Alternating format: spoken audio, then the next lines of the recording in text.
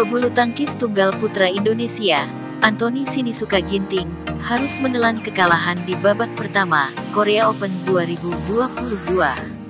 Pada babak 32 besar Korea Open 2022, Anthony Sinisuka Ginting dipertemukan dengan tunggal putra asal Prancis yang berperingkat 67 dunia. Anthony Sinisuka Ginting, yang berada di unggulan pertama Korea Open 2022, harus menelan kekalahan pahit di babak 32 besar dari wakil Prancis, Lucas Clairvaux. Ginting kalah 2 game langsung dengan skor yang cukup telak, 16-21, 13-21, dan gagal melaju ke babak 16 besar turnamen dengan level Super 500 ini.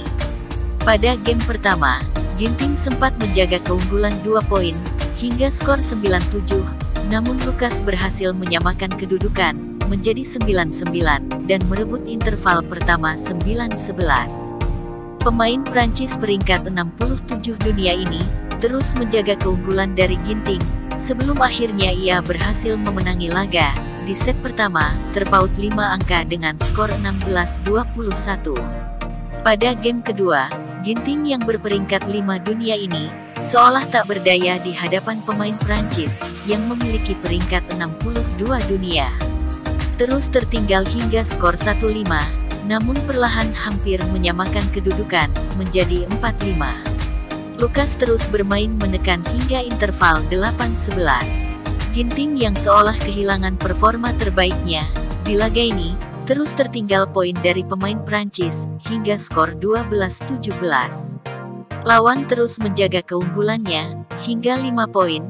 Ginting hanya bisa merebut 1 poin menjadi 13-17 sebelum akhirnya laga ini berhasil dituntaskan Lucas Clairvaux dengan skor 13-21.